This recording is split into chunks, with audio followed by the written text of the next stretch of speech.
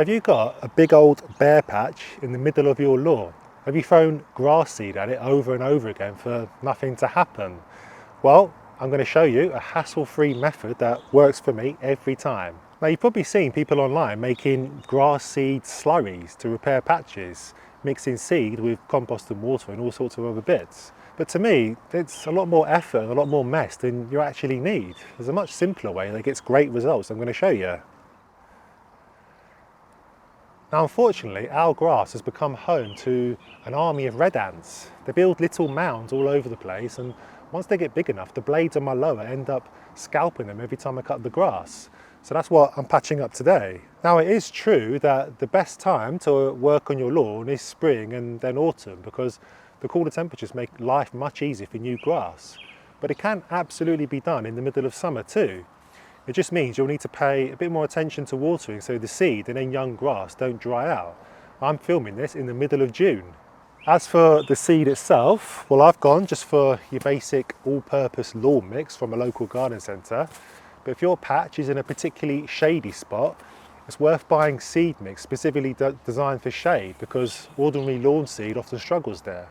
So the first job is to prepare the area. So you just want to remove any fallen leaves, any big bits of stones, weeds or twigs that will only get in the way of germination. It doesn't have to be immaculate or anything, just clear away the larger bits so the seed has the best possible contact with the soil. So I've got some roots here, old grass roots. I'm just going to rip away.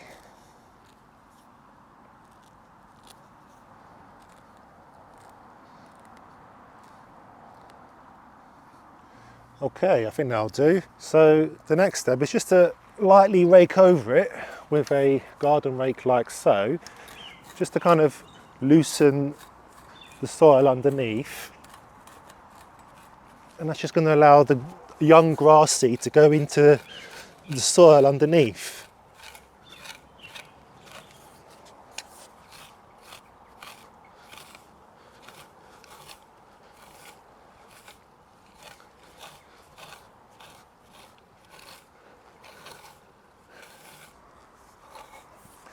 Okay, so as you can see, the surface area here is dipped.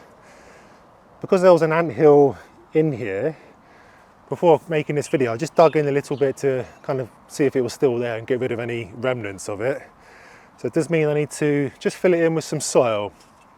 And for that, I'm just going to use topsoil. Don't be tempted to use compost, because that'll just sink over time, whereas topsoil won't. So I'm just going to put some topsoil into my garden sieve here, a couple of scoops, and just sieve it over the area.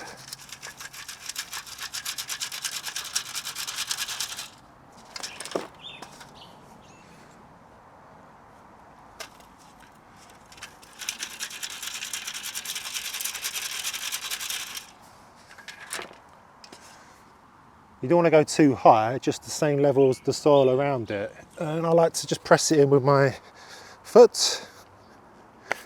And now, it's just a case, now that there's a nice bed for our seed, just to get the seed on there. So we don't want to pack it too much into the area, because that will kind of inhibit germination if all the seeds are packed on. So we just want a light sprinkle, like so. Still want to be relatively generous, but just not absolutely piling on top of each other. And then I like to just do some seed around the edge as well, just so it blends in with the soil that's already here. Okay, I think that's about right. And now, the most important step, and this is where you're going to get the best success and why this method doesn't fail. Now, simply just to cover it with a layer of soil, a dusting of soil, like you're icing a cake. And this does two things. It stops birds coming in here and eating all the seed. And it also makes sure that the seed has good contact with soil. It's going to make a nice little home for them to germinate. So I'm just going to cover over with a light dusting. I don't want to go too deep, that's going to inhibit the germination of the seed. So I'm going to go round as well.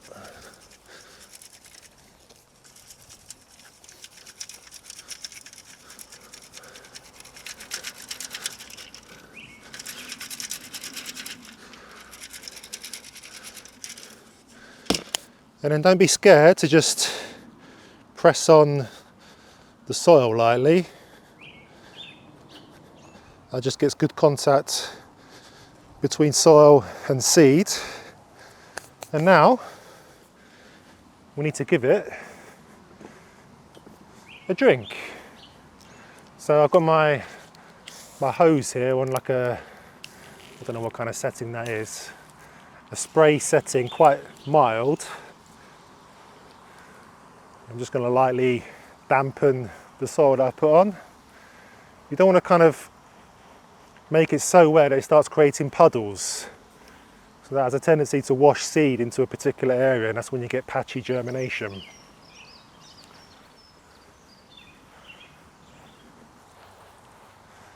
Okay, so now it's just a case of keeping an eye on it and waiting for germination. The biggest danger at this stage is the seed drying out. So if you can, water it at least twice a day during dry weather to keep that top layer consistently moist. And if it all goes to plan, you should start seeing the first little green shoots appear in around 7 days. Now, a couple of months ago, I showed you how I repaired a much larger bare patch around my greenhouse. The method was pretty much the same as the one that I've shown you today. And back then, I gave you an update a few weeks later. So let's head over there now and see how it's looking after a bit more time has passed.